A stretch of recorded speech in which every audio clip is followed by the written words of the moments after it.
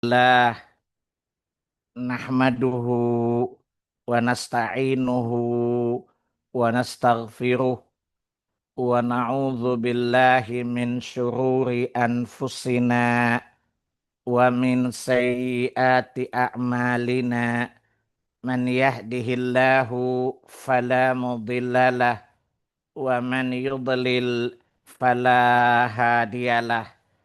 Asyhadu an la ilaha illallah wahdahu la syarikalah wa asyhadu anna Muhammadan abduhu wa rasuluh.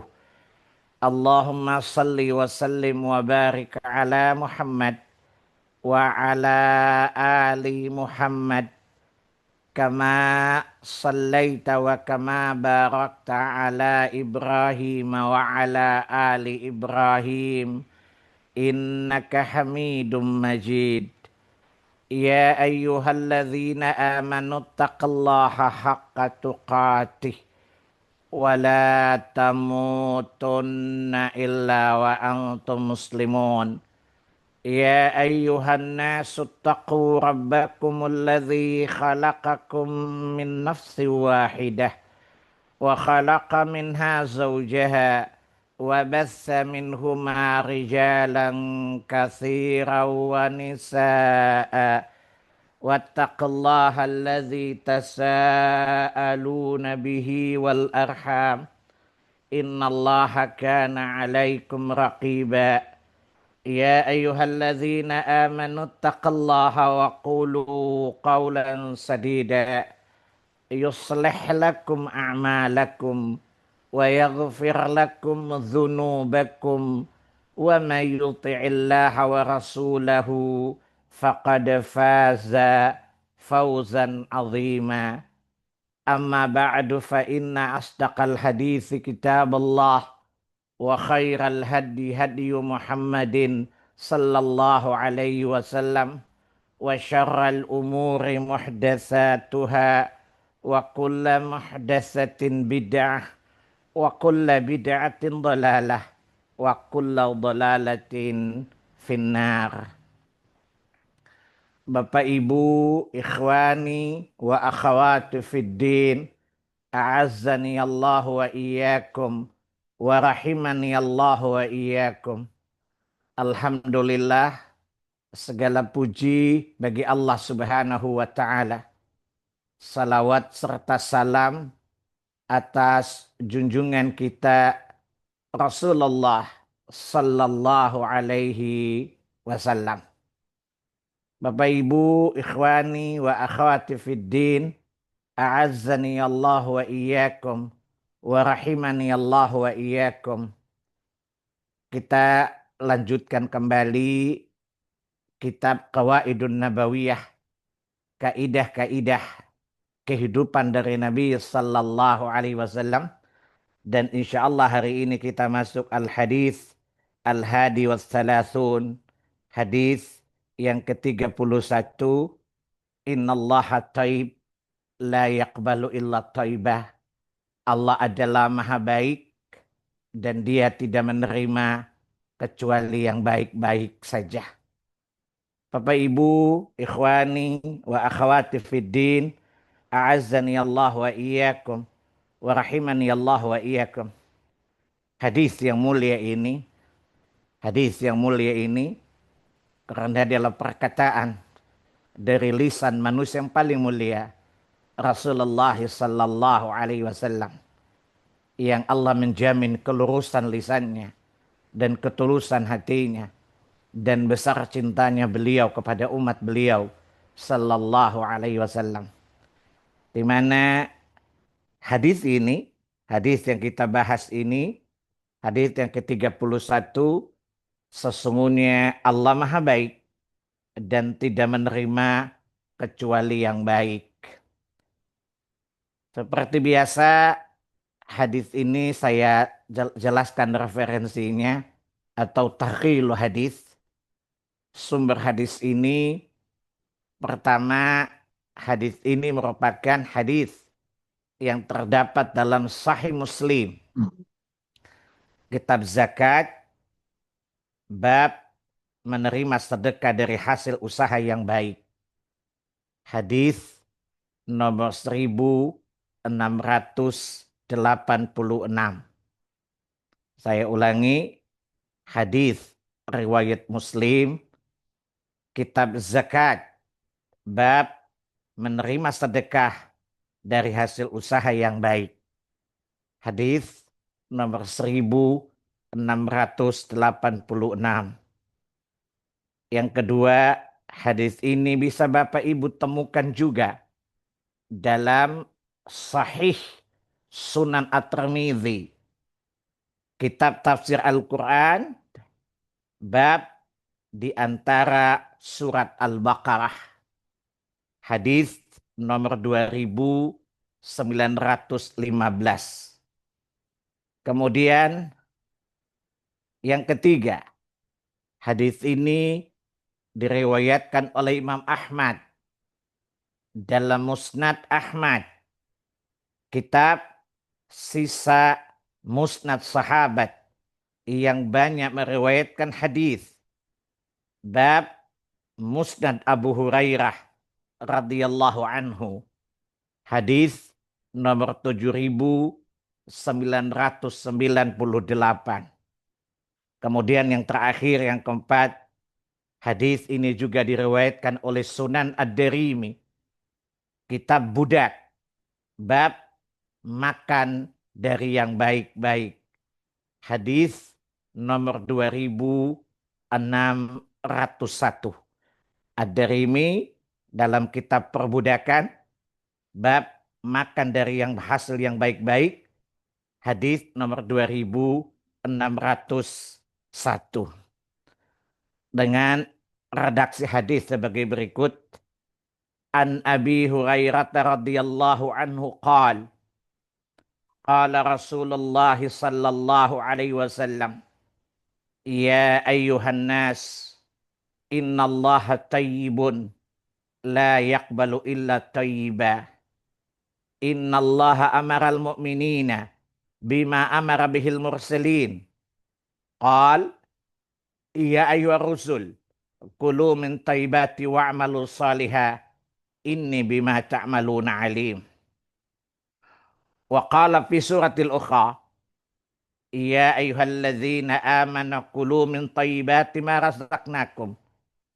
Qal thumma dzakar rajula yatilu safara ash'asa aghbara yamuddu yadayhi ila sama' ya rabbi wa mat'amuhu haramun wa malbasuhu haramun wa mashrabuhu haramun wa ghudhiya bil harami fa anna yustajabu lidzalik.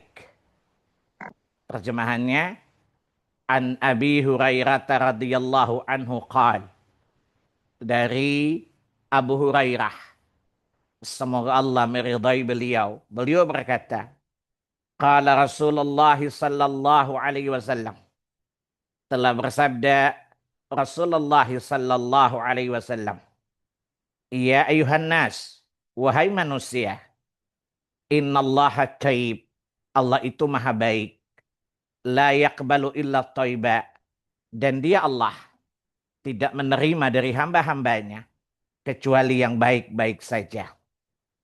Innallaha amaral mu'minina, sesungguhnya Allah memerintahkan atas orang-orang mukmin, bima amara bihil mursalin, sebagaimana dia Allah memerintahkan semua para rasul. Maksud al-Nabi, perintah Rasul untuk makan yang halal. Maksudnya adalah surat 23, surat Al-Mu'minun ayat 51. Ya ayyuhar rusulu kulu min taibati wa'malu salihah inni bima ta'maluna alim. Wahai para rasul, makanlah yang baik-baik dan berbuat baiklah kalian, dan sungguh aku mengetahui apa yang kalian perbuat. Waqal, kalau tadi Allah perintahkan para rasul di surat 23 Al-Mu'minun ayat yang ke-51, sekarang Allah perintahkan orang-orang beriman. Surat 2 Al-Baqarah ayat 153. Ya ayyuhalladzina amanu ya ayyuhalladzina amanu kulu min thayyibati ma razaqnakum. Ya, maaf, surat 2 Al-Baqarah 172. Saya ulangi, surat 2 Al-Baqarah ayat 172. Ya ayyuhalladzina amanu kulu min thayyibati ma razaqnakum washkuru lillah in kuntum iyyahu ta'budun. Wahai orang-orang yang beriman, makanlah dari yang baik-baik yang Allah rezekikan kepada kalian dan bersyukurlah kepada Allah jika kalian hanya beribadah kepadanya saja. Qal, kemudian Abu Hurairah melanjutkan bicaranya. Summa zakar rajula, kemudian beliau menjelaskan. Beliau menceritakan ar-rajula, seorang laki-laki. Yatilu safara ash'ara aghbara yamuddu yadayhi ila sama. Seorang laki-laki, ya, kata Nabi, ada seorang laki-laki yang melakukan perjalanan panjang dengan rambut yang kusut masai dan berdebu. Lalu dia menengadahkan tangan ke langit seraya berkata, Ya Rabbi, wahai Tuhanku, wahai Tuhanku. Kata Nabi, wa mat'amuhu haramun. Sementara makanannya dari hasil yang haram. Wa malbasu haramun. Pakaian yang kenakan dari hasil yang haram. Wa mashrabuhu haramun. Minuman yang dia minum dari hasil perolehan yang haram. Ya. Wa ghudhiya bil haram. Ya. Fa inni yustajabu lidzalik. Ya kata Nabi, ya, ya, dan tumbuh dengan makanan yang haram, bagaimana mungkin doanya akan dikabulkan oleh Allah Subhanahu wa taala. Bapak Ibu rahimani Allah wa iyyakum. Satu hal yang tidak Allah berikan kepada nabi-nabi terdahulu, di antara 6 hal yang tidak pernah Allah berikan kepada seorang nabi pun, yang Allah khususkan kepada nabinya sallallahu alaihi wasallam. Di antara 6 hal tadi adalah satu, jawami'ul kalim. Nabi diberi kemampuan berbicara jawami'ul kalim. Singkat tapi padat. Singkat tapi sangat luas maknanya. Makanya sebuah hadis para ulama bisa menulis berbab kitab dari sebuah hadis. Kata Nabi, inilah yang Allah berikan kepadaku, yang Allah tidak berikan kepada nabi-nabi sebelumku dari 6 perkara, yaitu jawami'ul kalim, kalimat ucapan-ucapan yang simpel, ucapan yang singkat tapi sangat luas dan dalam maknanya. Salah satunya adalah hadis ini. Dan inilah kelebihan Rasulullah sallallahu alaihi wasallam. Beliau adalah ahli retorika. Beliau adalah orang yang pandai berbicara dan pandai menjelaskan firman Tuhannya kepada manusia. Bapak Ibu, coba perhatikan betapa gamblangnya hadis ini. Ya, hadis ini menjelaskan tentang sifat Allah adalah at-Thaib. Allah adalah maha baik. Ya, Allah adalah maha mulia. Menunjukkan Allah maha sempurna. Dan tidak ada sedikit pun kecacatan bagi Allah tabaraka wa ta'ala. Ya,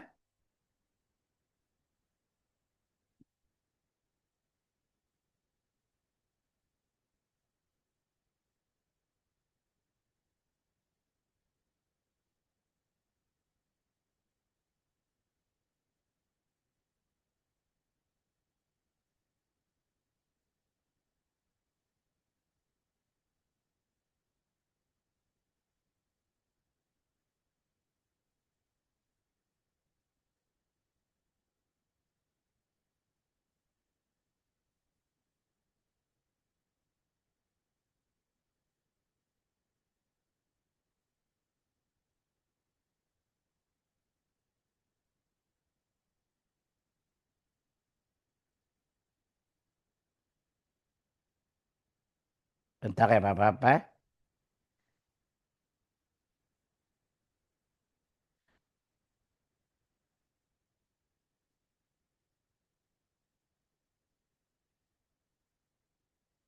Sekali lagi Nabi menerangkan innallaha taib. Allah itu maha baik. Allah itu maha mulia. Allah itu maha sempurna. Menunjukkan tidak ada sifat cacat dan lemah bagi Allah Subhanahu wa taala. Allah tidak memiliki sifat aib dan sifat lemah. Kemuliaan Allah Jalla Jalaluh dengan sifat baiknya Allah Subhanahu wa taala. Allah memuliakan manusia. Dengan kemuliaannya itu, dengan kesempurnaan sifatnya, dia memuliakan manusia. Dan dia mengkaruniakan kepada manusia rizki yang baik-baik. Saya ulangi, hadis ini kata Nabi, innallaha taib. Allah itu maha baik. Menunjukkan Allah maha sempurna. Tidak ada cacat dan aib bagi Allah Subhanahu wa taala. Dengan kemahamuliaannya, dengan kemahabaikannya, dengan kemahasempurnaannya, dia memuliakan manusia dan mengkaruniakan kepada mereka rizki yang baik-baik pula. Lihat surat 17, surat Al-Isra ayat yang ke-70. Surat 17, surat Al-Isra ayat yang ke-70. Walaqad karramna bani Adam wa hamalnahum fil barri wal bahr wa razaqnahum minat thayyibat wa faddalnahum ala katsir mimman khalaqna tafdila. Sungguh kami Allah yang maha mulia telah memuliakan anak-anak Adam. Kemudian kata Allah di kalimat wa razaqnahum minat thayyibat, dan kami Allah yang maha mulia memuliakan mereka dan mengkaruniakan kepada mereka rizki yang baik-baik. Ini alasan pertama. Kenapa tadi dia mengatakan Allah maha baik dan dia memerintahkan orang-orang beriman untuk makan yang baik-baik. Sebagaimana Allah Subhanahu wa ta'ala memerintahkan para nabi untuk makan yang baik-baik. Karena Allah yang maha baik tidak mengkaruniakan kepada manusia rizki kecuali kebaikan saja. Maka kalau tadi di surah 2 Al-Baqarah ayat yang ke-172. Ya ayyuhalladzina amanu kulu min thayyibati ma razaqnakum. Wahai orang-orang beriman, makanlah yang baik-baik yang kami rezekikan kepada kalian. Karena Allah memastikan kepada kita di surat 17 ayat yang ke-70 bahwa dia tidak mengkaruniakan kepada kita. Dia tidak meridhai kepada kita kecuali rizki yang baik-baik saja.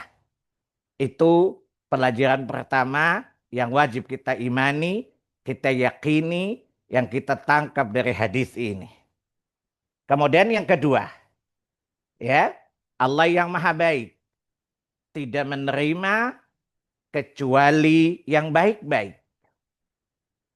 Pertama, sebuah amalan yang Allah tidak menerima sebuah amalan kecuali amalan itu baik. Dan satu amalan disebut taib. Sebuah amalan disebut baik memenuhi dua syarat. Syarat yang pertama bersesuaian dengan petunjuk Muhammad sallallahu alaihi wasallam.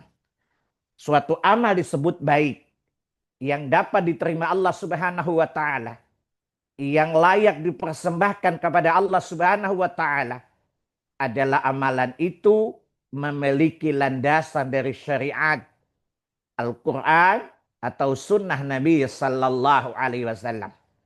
Maka sebuah amalan yang tidak memiliki dasar dari syariat, Quran dan sunnah, maka dia bukan sebuah kebaikan di sisi Allah Subhanahu wa taala. Apa kata Nabi dalam hadits yang sahih? Man ahdatsa fi amrina hadza ma laisa minhu fahuwa raddun. Barang siapa beramal, membuat perkara baru dalam urusan agama ini yang tidak ada pensyariatan dari agama ini, maka dia tertolak. Dan kata Nabi, kullu muhdatsatin bid'ah. Ya, dan setiap bid'ah, setiap perkara baru dalam agama adalah bid'ah. Wa kullu bid'atin dhalalah. Ya, dan setiap bid'ah itu sesat.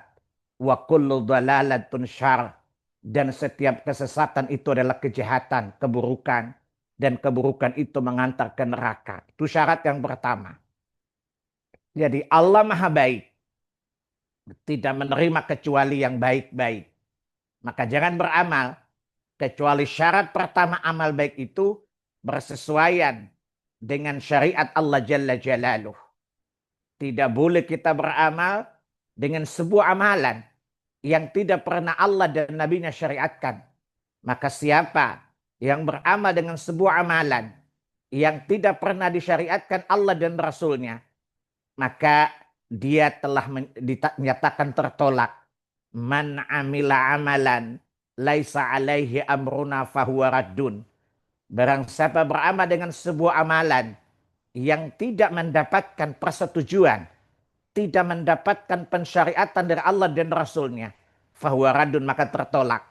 Maka ini namanya amal yang tidak baik. Syarat yang kedua adalah agar amal itu dikabulkan Allah dan baik, maka syarat yang kedua ikhlas karena Allah Subhanahu wa taala. Maka perlu perhatikan dalam sebuah amalan agar Allah mengabulkan amal-amal kita. Pertama, cocokkan dia dengan pandangan syariat. Selaraskan dia dengan syariat. Kemudian yang kedua, ikhlaskan niat amal itu karena Allah Subhanahu wa taala. Maka sempurnalah amal. Amal itu baik, maka Allah Maha Baik pasti akan menerimanya. Mustahil seorang hamba yang niatnya baik, ikhlas karena Allah, amalnya baik berdasarkan petunjuk Allah dan Rasulnya, maka mustahil Allah tidak mengabulkan amalnya itu. Ini yang makna pertama. Innallaha thayyib la yaqbalu illa thayyiba. Maknanya umum. Kebaikan apa saja. Ya, jangan kita beratasmakan sebuah kebaikan kecuali kebaikan itu berdasarkan syariat Allah Subhanahu wa taala. Sekali lagi, sesuatu yang dianggap baik oleh syariat, dia maka baik. Baik dalam pandangan syariat, bukan baik dalam pandangan logika manusia. Ketahuilah, seseorang yang menganggap baik sesuatu dengan akalnya, saya ulangi, seseorang yang menjadikan akalnya sebagai ukuran kebaikan, maka dia hari kiamat dikumpulkan bersama Fir'aun. Karena Fir'aun adalah orang yang memandang baik apa yang ada di benaknya, apa yang ada di pikirannya. Sekali lagi, sesuatu yang baik yang akan dikabulkan Allah manakala ditetapkan oleh syariat itu baik, bukan apa yang dianggap baik oleh akal. Saya ulangi, Bu. Pak, kalau mengatakan kan baik, selama baik nggak masalah dong. Ini namanya Safira, sahabat Fir'aun. Namanya Safira, sahabat Fir'aun. Karena ketahuilah, Fir'aun itu sesat dan menyesatkan orang lain. Tapi dia merasa dirinya dan logikanya baik-baik saja. Kenapa? Karena Fir'aun menganggap baik itu apa yang dia pandang. Lihat kisah Fir'aun di surat 40. Surat Al-Ghafir ayat yang ke-29. Di kalimat yang terakhir. Qala Fir'aunu ma urikum illa ma ara wa ma ahdikum illa sabila rasyad. Apa kata Fir'aun? Aku tidak menyampaikan, tidak mengemukakan pendapatku kecuali apa yang aku yakini baik, kecuali apa yang aku pandang baik. Wa ahdikum illa sabila rasyad. Wa ma ahdikum illa sabila rasyad. Dan aku tidak memberi petunjuk kepada kalian kecuali kepada jalan kebenaran saja, kepada jalan yang lurus saja. Inilah contoh kadang-kadang orang sesat tapi merasa baik-baik saja logikanya. Sehingga pelajaran di ayat ini, sesuatu baik adalah menurut timbangan syariat, bukan baik menurut akal manusia. Karena ketahuilah Bapak Ibu sekalian, akal tidak dapat memahami hakikat kebaikan dan keburukan. Yang paling memahami hakikat kebaikan dan keburukan adalah Allah Subhanahu wa taala. Lihat surat 2 Al-Baqarah ayat 216. Itu kalimat asa an takrahu syai'an wa huwa khairul lakum. Boleh jadi apa yang kamu tidak sukai justru baik untukmu. Wa asa an tuhibbu syai'an wa huwa syarrul lakum. Dan boleh jadi apa yang kamu cintai, yang kamu sukai justru tidak baik untukmu. Wallahu ya'lamu. Karena yang paling tahu hakikat kebaikan adalah Allah. Wa antum la ta'lamun. Dan kalian tidak mengetahui hakikat kebaikan. Maka pelajaran yang ketiga dari hadis ini. Timbangan kebaikan dan timbangan keburukan adalah syariat, bukan akal. Maka sekali lagi saya ulangi, pertama, meyakini Allah adalah maha baik, maha sempurna. Dengan kebaikan dia memuliakan Adam, anak-anak Adam, dan mengkaruniakan rezeki yang baik. Tadi saya jelaskan dalilnya. Yang kedua, Allah tidak menerima segala hal dari hamba-hambanya, kecuali yang baik-baik. Allah tidak terima amal-amal mereka, kecuali amal yang baik-baik saja. Kalimatut thayyibat. Ya, kecuali kalimat yang baik-baik saja. Amal yang baik-baik saja. Dan sebuah amal dikatakan baik dalam pandangan syariat adalah amal apabila memenuhi dua syarat. Syarat pertama, bersesuaian dengan syariat Nabi Muhammad sallallahu alaihi wasallam. Dan yang kedua, orang yang melakukan sunnah Nabi itu di atas ikhlas karena Allah Subhanahu wa taala, maka ini baik. Kalau dia baik, maka Allah yang maha baik pasti akan mengabulkan kebaikan itu dan membalas kebaikan-kebaikan yang kita perbuat tadi. Kemudian yang ketiga, kebaikan itu adalah berdasarkan standar syariat. Kebaikan itu bukan berdasarkan logika semata. Sebab kalau orang mengandalkan logika untuk mengukur kebaikan, maka dia sama dengan Firaun. Dia sama dengan iblis. Bukankah iblis menganggap dirinya baik dengan logikanya? Bukankah Firaun merasa dirinya baik karena logikanya? Dan kita sesungguhnya tidak boleh menghukumi sesuatu itu baik, sesuatu itu tidak baik, kecuali dengan dasar petunjuk syariat Allah Subhanahu wa taala.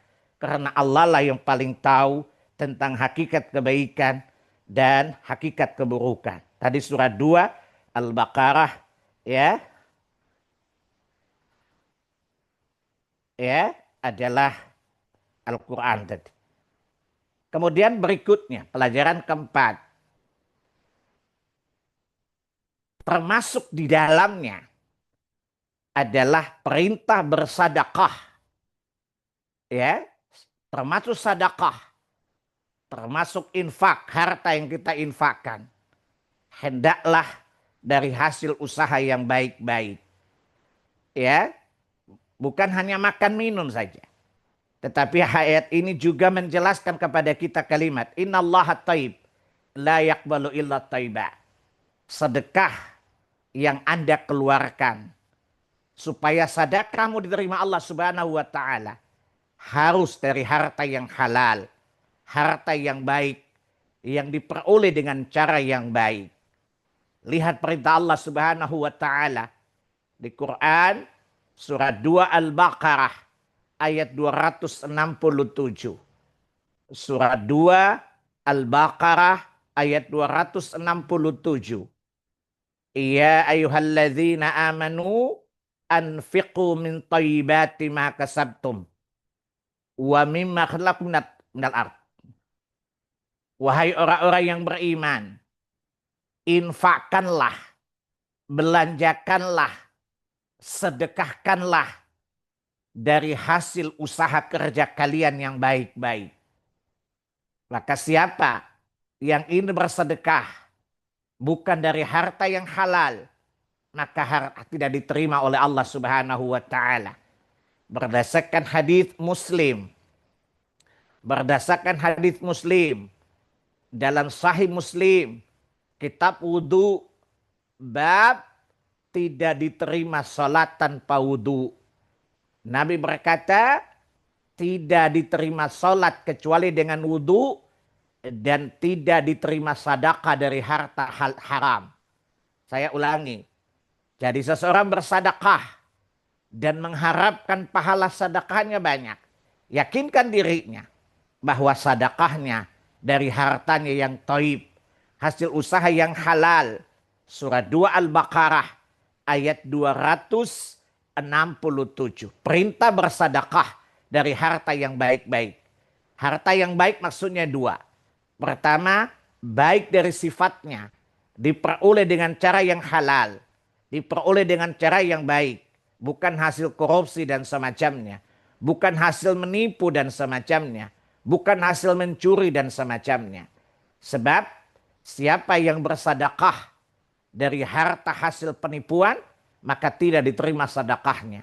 Hadis Muslim dalam kitab wudu bab tidak diterimanya sedekah dari harta yang haram. Imam Ibnu Majah dari sahabat Ka'ab bin Ujrah dari Nabi sallallahu alaihi wasallam, Nabi bersabda, "Wahai Ka'ab, siapa saja yang bersedekah dari harta yang tidak halal, harta bukan hasil perolehan yang baik, baik berjihad di jalan Allah dengan harta itu, atau berzakat, atau menyambung rahim dengan harta itu, Allah sekali-kali tidak menerima hak sedekahnya itu. Akan tetapi Allah akan mengumpulkan dia dan sedekahnya pada hari kiamat, dan Allah lemparkan kedua-duanya ke dalam neraka." Ini pelajaran keempat. Termasuk Allah Maha Baik. Tidak menerima kecuali baik. Di antaranya bukan hanya amal sesuai sunnah, tapi sedekah-sedekah kita. Yang kita infak, harta yang kita infakkan. Harta yang kita sedekahkan. Harus dari harta yang baik. Barulah diterima oleh Allah Subhanahu wa Ta'ala. Imam Al-Bukhari dan Muslim dalam kitab zakat, hadis tentang keutamaan sedekah. Kata Nabi SAW, siapa yang bersedekah dari harta yang halal, maka Allah menerimanya dengan tangan kanannya. Dan Allah memperbanyak untuknya, menjadi ganjaran harta yang banyak baginya. Ini pelajaran yang keempat, bahwa termasuk Allah Maha Baik. Tidak menerima kecuali baik-baik, khusus dalam perkara sedekah. Tidak boleh bersedekah dengan harta yang haram. Saya pernah bicara atau ceramah di sebuah BUMN. Dirutnya bertanya kepada saya, ketika saya di bulan Ramadan bicara tentang halal dan haram. Direkturnya nanya, dirutnya nanya, "Pak Salim, kira-kira kalau uang korupsi itu ada zakatnya tidak?" Tidak ada zakat. Zakat hanya pada harta yang halal. Tadi surah 2 Al-Baqarah ayat 267 tadi. Kemudian sang dirut bertanya kepada saya, "Ustadz, bagaimana kalau uang korupsi digunakan ongkos haji?" Saya balik nanya ke dia, "Kalau wudhu pakai kencing gimana?" Dia bilang nggak boleh. Seperti itulah kita pergi haji dengan uang haram. Hukumnya seperti orang kencing, orang wudhu dengan air kencing. Ya tidak sah. Ya berdosa malah. Ya, karena Allah Maha Baik, tidak menerima kecuali yang baik-baik. Maka siapa ingin pergi haji, hendaklah menafkahi perjalanannya dari harta yang halal. Andaikan dia pergi haji dengan harta yang tidak haram, tidak halal, maka Allah akan kumpulkan dia bersama harta haramnya, dan Allah lemparkan kedua-duanya ke dalam neraka. Berdasarkan hadis Ka'ab bin Ujrah radhiyallahu anhu tadi. Ini cakupan innallaha thayyib la yaqbalu illa thayyibah. Pelajaran yang kelima. Ya, berlarut-larut dalam perbuatan haram akan menghalangi seseorang dari terkabulnya doa. Seseorang yang suka berbuat maksiat, maka itu jadi penyebab doanya terhalang. Maka hendaklah perhatikan ibu-ibu, bapak-bapak, kenapa doa kita selama ini tidak terkabulkan. Barangkali uang yang kita makan adalah uang haram. Pakaian yang kita kenakan pakaian haram. Dan banyak bermaksiat kepada Allah Subhanahu wa Ta'ala.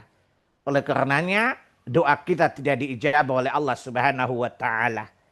Ya, Imam Muslim dalam sahihnya kitab doa, ya, Nabi sallallahu alaihi wasallam bersabda,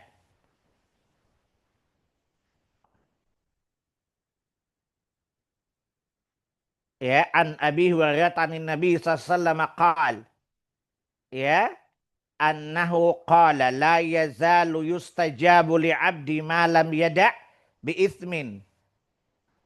Ya, kata Nabi sallallahu alaihi wasallam, doa seorang senantiasa akan dikabulkan selama dia tidak berbuat dosa kepada Allah Subhanahu wa taala.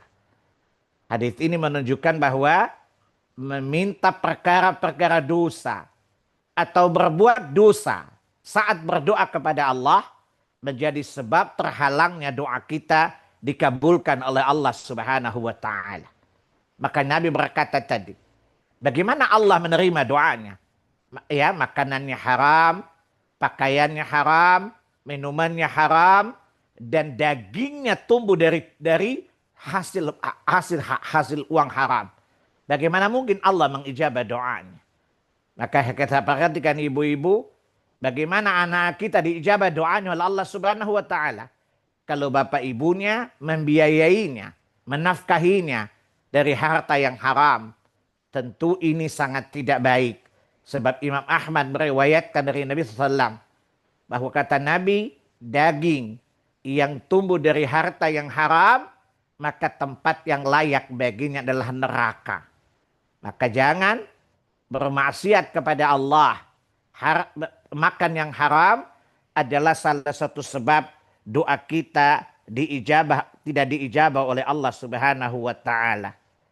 Ya, jadi bermaksiat kepada Allah, berbuat dosa, bergelimang dosa dan maksiat, makan yang haram menjadi sebab terhalangnya doa.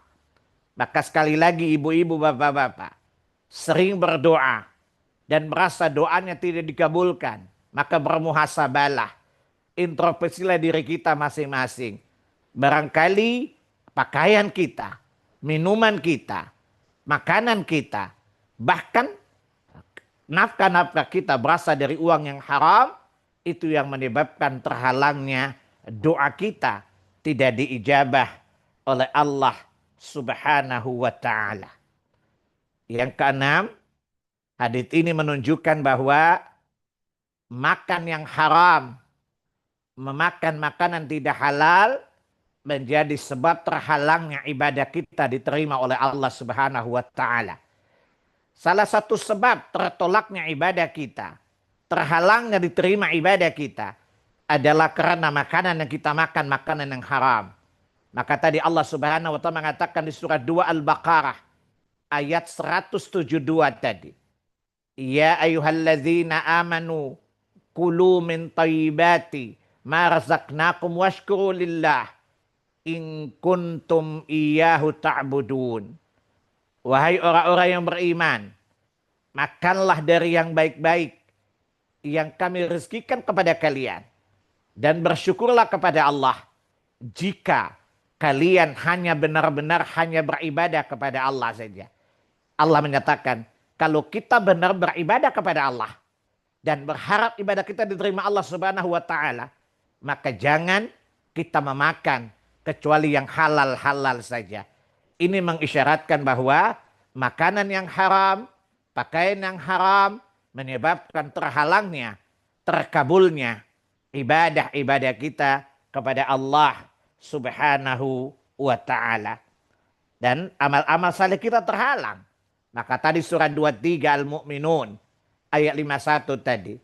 Sebelum Allah memerintahkan para nabi untuk berbuat kebaikan. Saya ulangi. Sebelum para nabi diperintah Allah Subhanahu wa taala berbuat kebaikan, Allah ingatkan mereka untuk makan yang halal lebih dahulu. Menunjukkan bahwa amal saleh akan terhalang diterima Allah disebabkan makanan yang tidak halal. Perhatikan tadi surat 23. Surat Al-Mu'minun ayat 51. Ya ayyuhar rusul kulu min thayyibati wa'malu salihah. Ini ya kata Allah tadi, coba lihat Bapak Ibu surat 23 Al-Mu'minun ayat yang ya ayat yang ke-51. Wahai orang-orang yang beriman, ya, wahai Rasul, Ya, makanlah dari yang baik-baik dan berbuat amal salihlah kalian. Para ulama menjelaskan, sebelum Allah mengatakan i'malu salihah, berbuat kebaikanlah kalian. Allah ingatkan mereka, Allah perintahkan mereka, para rasul untuk memperhatikan cara makan mereka, halal atau haram. Ini menunjukkan bahwa sebab tertolaknya amal saleh adalah ketidakhalalan makanan, minuman, pakaian, dan nafkah-nafkah kita. Waliya'udzubillah. Ya, maka hendaklah diperhatikan. Ya, mudah-mudahan kita tidak terhalang untuk diterima amal-amal kebaikan, amal-amal saleh kita karena uang haram yang kita makan, nafkah haram yang kita nafkahi diri kita dengannya. Ya, jadi saya ulangi, makanan yang haram itu bisa menyebabkan tertolaknya amal. Ya, menjadi penghalang diterimanya amal. Menjadi sebab amal soleh kita tidak diterima oleh Allah Subhanahu wa taala. Ya. Kemudian di sini menunjukkan bahwa Allah nabinya mengajarkan kepada kita bahwa yang halal itu walaupun sedikit tapi mengandung keberkahan. Dan yang haram itu, khabith itu sebanyak apapun tidak mengandung keberkahan. Ya, sebab khabith itu diharamkan. Ya, at-thayyib lawannya al-khabith. Al-khabith lawannya at-thayyib. Ibu bisa lihat dua contoh ini. Ya, misalnya di surat 7 Al-A'raf 157. Dua kalimat ini berlawanan. Allah katakan tugas kenabian kita Muhammad sallallahu alaihi wasallam, wa yuhillu lahumut thayyibat wa yuharrimu alaihimul khaba'is. Dia rasul yang ummi itu menghalalkan yang baik-baik at-thayyib dan mengharamkan yang khabith, buruk-buruk. At-thayyib lawannya al-khabith. Makanya Allah katakan di Quran surat yang ke-24 ayat 26, at-thayyibatu lit-thayyibin, at-thayyibuna lit-thayyibat. Laki-laki yang baik itu layak untuk wanita yang baik. Wanita yang baik itu layak untuk laki-laki yang baik. Wal khabithuna lil khabithat, wal khabithat lil khabithun. Ya lil khabithin. Wanita yang jelek, yang kotor itu layak untuk laki-laki yang kotor. Dan laki-laki yang kotor itu layak untuk wanita yang kotor. Al khabith adalah kotor. Sesuatu yang diharamkan lawan dari at-thayyib. Dan walaupun banyak jumlahnya, sedikit pun tidak membawa keberkahan bagi pemiliknya. Saya ulangi ibu, bapak, sesuatu yang khabith lawan dari at-thayyib. Walaupun banyak jumlahnya, tidak sedikit pun mendatangkan keberkahan bagi pemiliknya. Lihat surat 5, Al-Ma'idah, ayat yang ke-100. Surat yang kelima, Al-Ma'idah, ayat yang ke-100.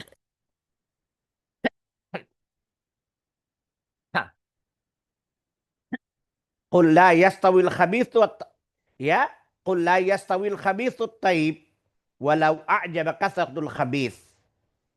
Katakanlah Muhammad, tidaklah yang sama antara yang jelek, yang kotor dengan yang bersih, yang baik. Walaupun yang kotor itu, yang buruk itu banyak dan menarik hatimu.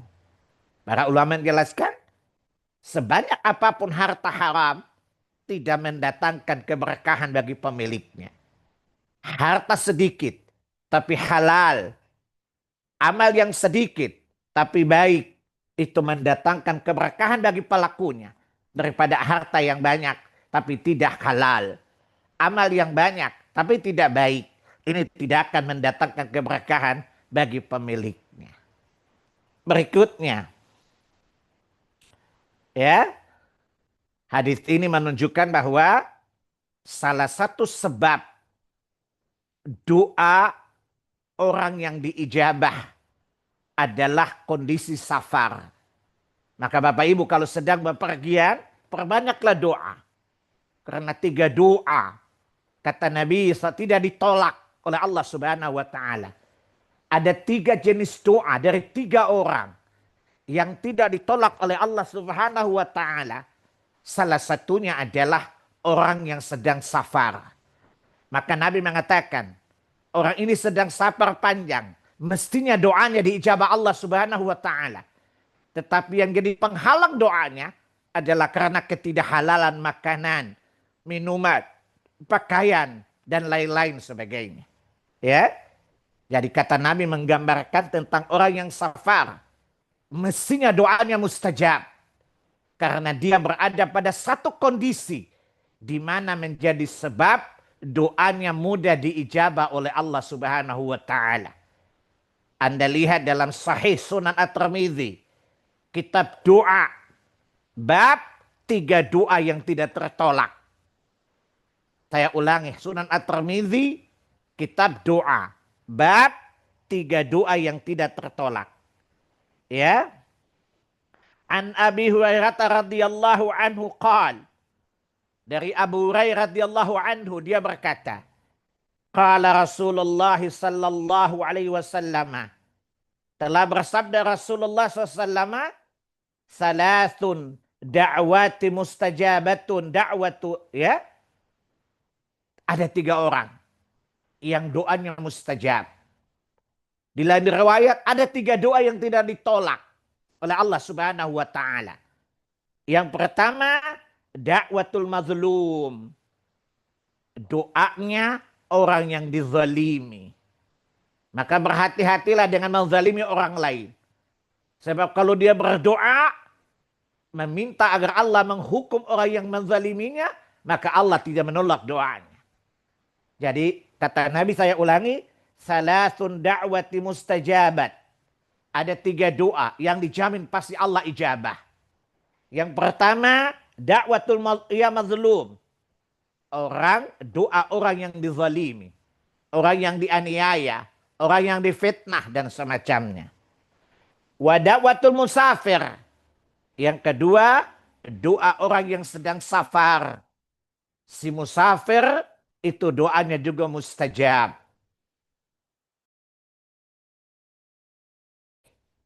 Dan yang ketiga, doa orang tua kepada Allah untuk anak-anaknya. Maka ibu-ibu perhatikan. Ketika ibu-ibu dizalimi orang, ibu boleh mendoakan keburukan untuk orang yang menzalimi ibu. Tapi itu tidak ada gunanya, Bu. Ketika ibu dizalimi orang, perhatikan. Pada saat itu, ibu berada pada sebuah kondisi, doa ibu tidak akan ditolak Allah Subhanahu wa Ta'ala. Maka berdoalah untuk kebaikan ibu sebanyak-banyaknya. Berdoalah pada saat itu untuk kebaikan suami ibu sebanyak-banyaknya. Ya, mohonlah kepada Allah kebaikan untuk anak-anak ibu. Tidak usah minta orang yang menzalimi kita dihukum. Tidak penting juga. Tapi manfaatkan kondisi itu untuk berdoa kepada Allah. Agar Allah mengabulkan doa-doa ibu saat dizalimi. Yang kedua, ketika sedang safar. Ibu tinggal di mana, safar kemana begitu. Ya, maka perbanyaklah doa sepanjang safar. Minta kebaikan dunia dan akhirat ibu. Minta kebaikan agama dan dunia ibu. Tidak apa-apa selama bukan maksiat kepada Allah Subhanahu wa Ta'ala. Dan yang ketiga, yang tidak tertolak doanya adalah doa orang tua kepada Allah untuk anaknya. Maka ibu-ibu tidak usah minta ustadz mendoakan anak ibu. Karena tidak dijamin doa ustadz itu diijabah. Ya. Tidak ada doa ustadz diijabah secara spesifik. Tapi spesifik doa orang tua kepada anaknya tidak ditolak oleh Allah Subhanahu wa Ta'ala. Maka hendaklah orang tua jangan sungkan-sungkan berdoa untuk kebaikan anak-anaknya. Jangan pergi ke kiai, minta didoakan di kantara putih. Ini menyuruh pada kesyirikan. Ya, tinggalkan tradisi-tradisi batil semacam ini. Ketahuilah ibu-ibu, bapak-bapak, doamu kepada Allah untuk anakmu dengan ikhlas. Terutama di waktu mustajab. Di saat engkau tidak makan yang haram, minum haram, yakinkan dirimu bahwa doamu kepada Allah untuk anakmu pasti diijabah oleh Allah Subhanahu wa taala. Maka berdoalah yang banyak. Kemudian pelajaran yang terakhir yang ke-10, ya, di antara sebab doa diijabah oleh Allah adalah disunnahkannya mengangkat kedua tangan saat berdoa.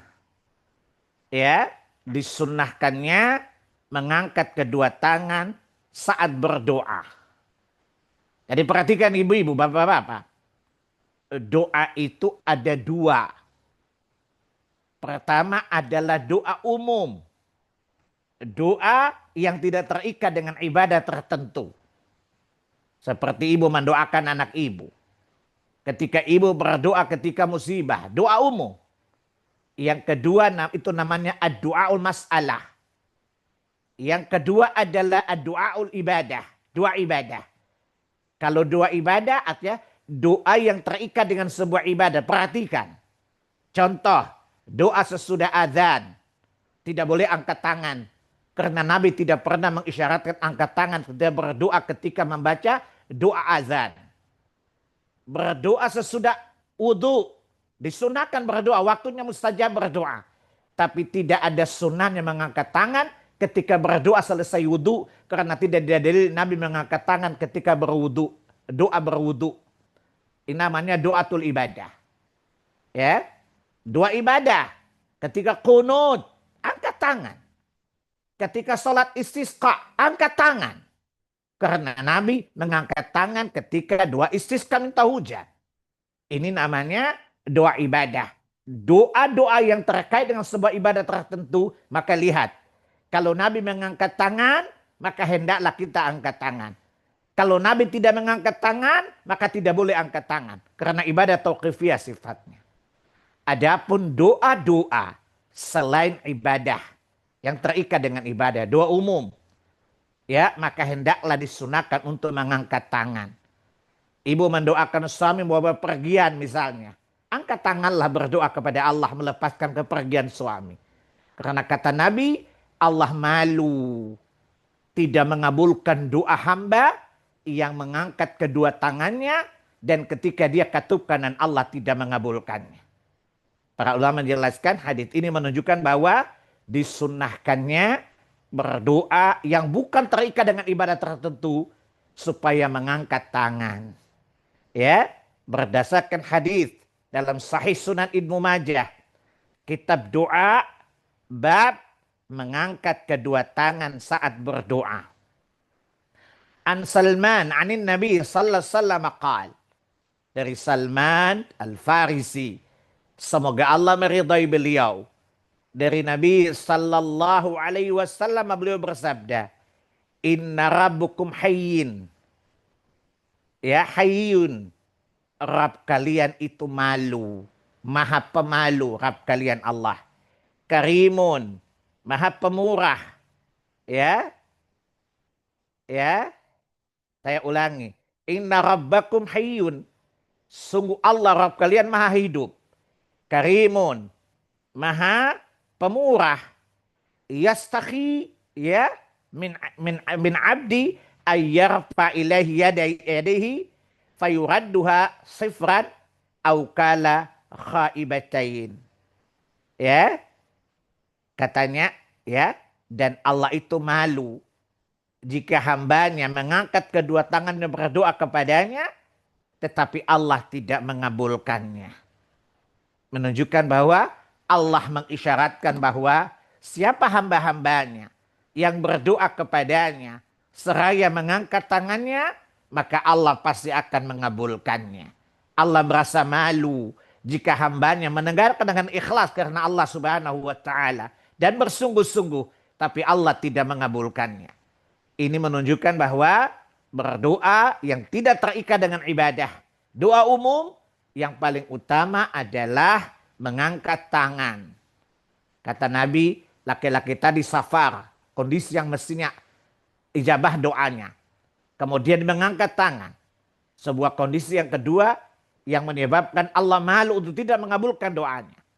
Tapi sayang, doanya tertolak disebabkan pakaian, minuman, makanan dari yang haram menyebabkan terhalangnya doa. Padahal dia berada pada sebuah kondisi yang seharusnya doanya diijabah oleh Allah Subhanahu wa taala. Demikianlah penjelasan hadis ini, semoga bermanfaat untuk saya dan antum semuanya. Ya, saya kira cukup.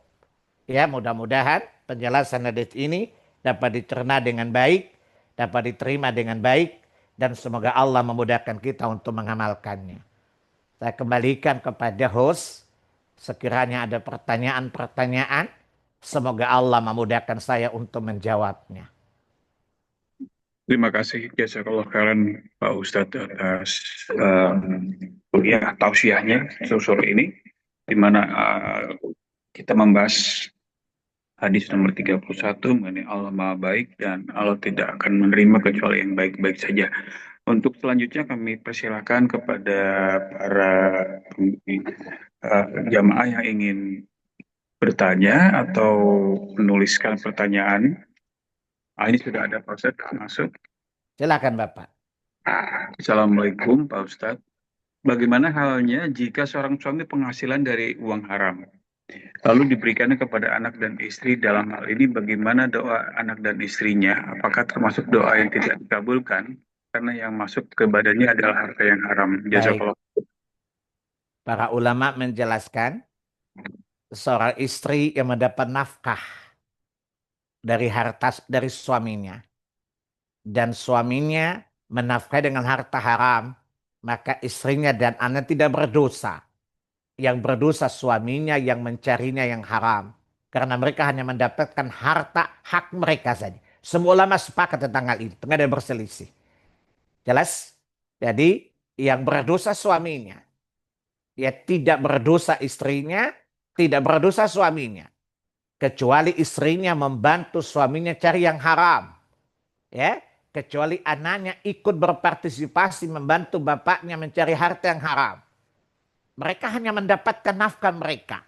Dan yang menafkahi ayahnya. Maka yang bertanggung jawab atas dosa adalah ayah mereka dan suami mereka. Selama mereka tidak terlibat dalam upaya pencarian yang haram tadi. Kaidahnya apa? Wala taziru waziratun wizra ukha. Wa alaysa lil insani illa masa'a. Surat 53 ayat 39. Tidaklah seseorang menanggung dosa orang lain. Ya, dan setiap orang akan mendapatkan jaran kebaikan keburukan berdasarkan hasil usahanya. Sekali lagi, para ulama semuanya bersepakat. Seorang istri yang mendapatkan nafkah dari harta haram suaminya, yang berdosa suaminya, istrinya sama sekali tidak berdosa. Karena dia hanya mendapatkan haknya saja. Si anak yang dinafkahi dengan harta yang haram, yang berdosa ayahnya. Menjadi persoalan kalau istri ikut membantu suaminya mencari yang haram juga. Selama istrinya tidak berpartisipasi, tidak terlibat langsung dengan harta haram tadi, maka si istri tidak berdosa, halal baginya, dan insya Allah tidak menjadi penghalang doanya. Insya Allah. Jelas? Oke, selanjutnya Pak Ustadz, agak mirip sih Pak Ustadz, yaitu bagaimana kalau dengan gaji dari kerja di bank konvensional, apakah halal atau haram? Kerja di tempat yang haram, hasilnya haram.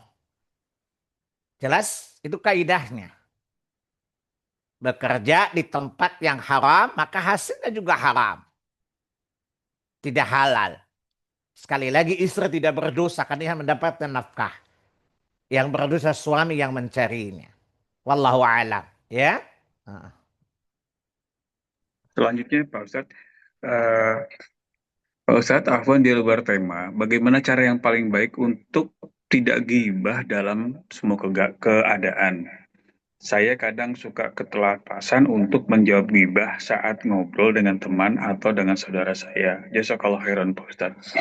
Bu, bayangkan besar dosanya gibah. Surat 49 ayat 12. Bayangkan besar dosanya. Masya Allah. Ya, coba ingat ayat itu. Dosanya besar sekali. Karena hukumnya sama dengan memakan bangkai orang mukmin. Hadirkan rasa takut kepada Allah Subhanahu wa taala. Ya, supaya lisan-lisan kita terjaga tidak bergibah. Wallahu a'lam. Ya. Yang kedua, coba Anda hadirkan diri Anda pada posisi digibahi dan Anda tahu digibahi. Enak nggak, Bu? Sangat tidak enak. Kemarin udah bahas hadis, posisikan dirimu orang lain sebagaimana dirimu sendiri. Sudah kita bahas hadisnya kemarin. Udah saya singgung kemarin pada 2 minggu yang lalu. Posisikan orang lain sebagaimana dirimu sendiri. Bagaimana rasanya digibahi, Bu? Bayangkan orang menggibahi kita dan kita mendengar gibahan itu. Sakitnya itu di sini. Orang lain belum merasakan hal yang sama. Dan sudah kita bahas kemarin, ya, memposisikan orang lain, ya, sebagaimana kita memposisikan diri kita pada kasus yang sama. Wallahu a'lam. Ya.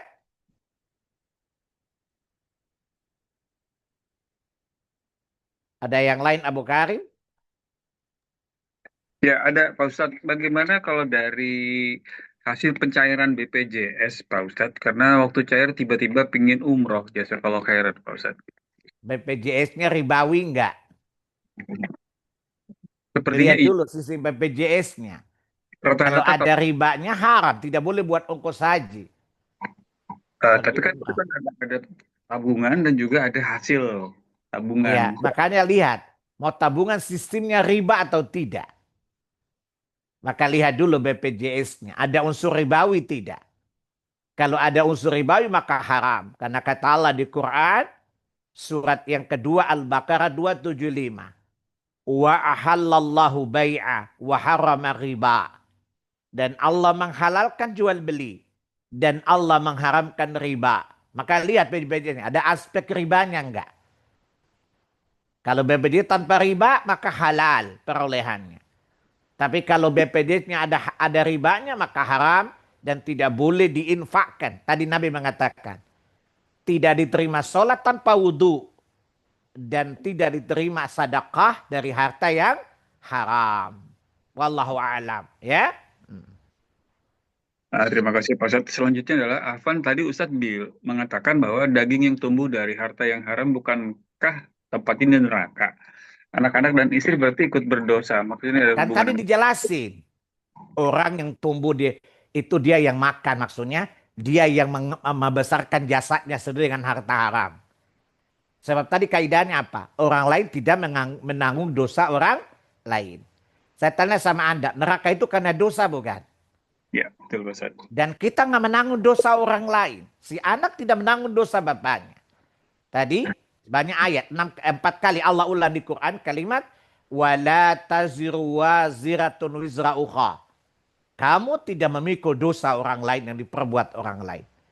Jadi maksud hadis tadi, seseorang yang menafkahi dirinya sendiri dari harta yang haram, maka dia akan layak baginya neraka.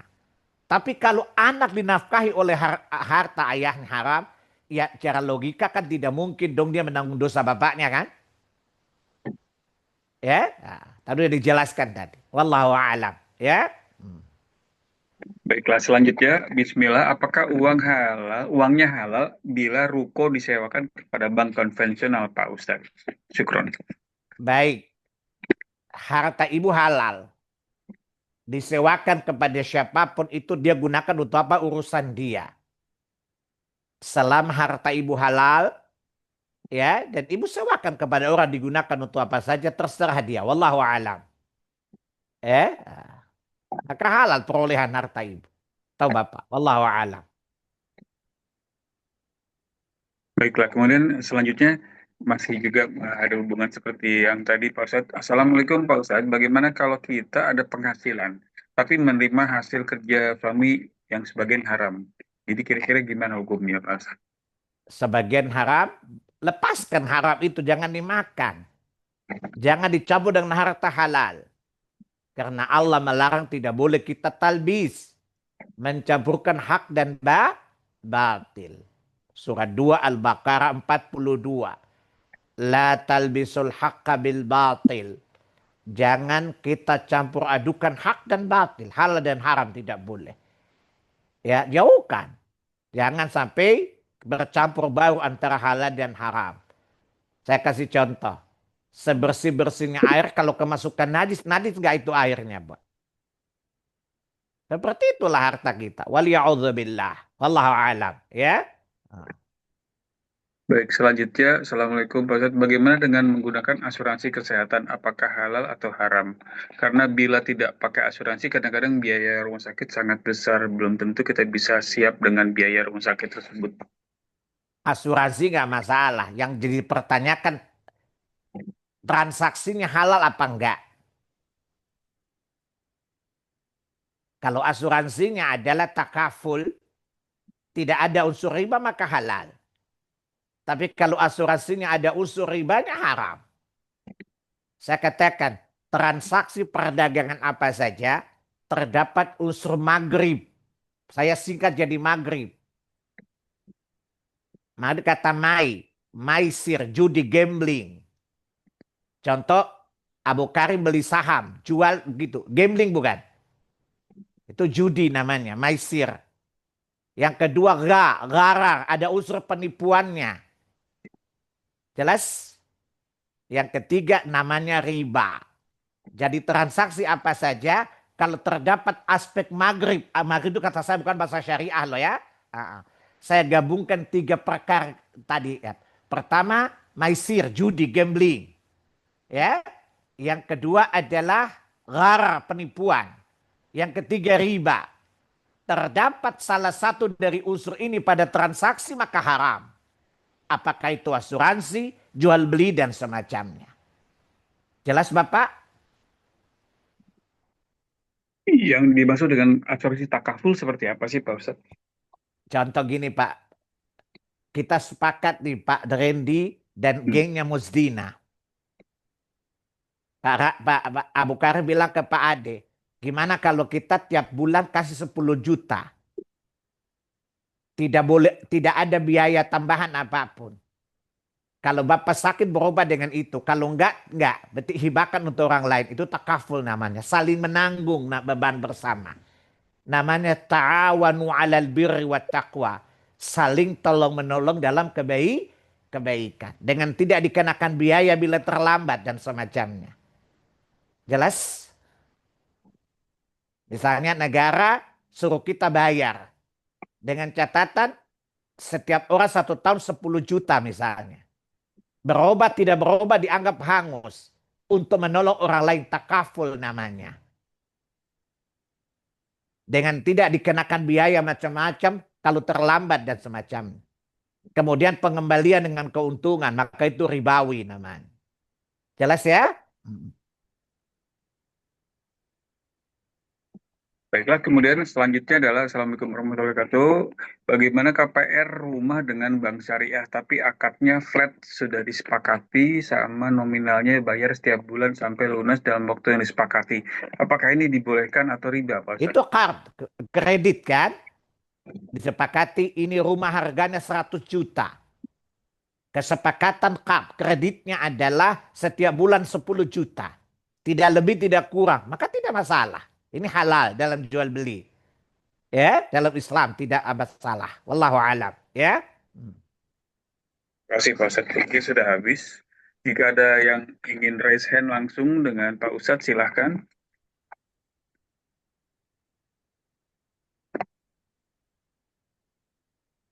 Ada Bapak dan Ibu silahkan. Baik. Kalau tidak ada sebentar lagi maghrib ya. Saya kira cukup. Ya.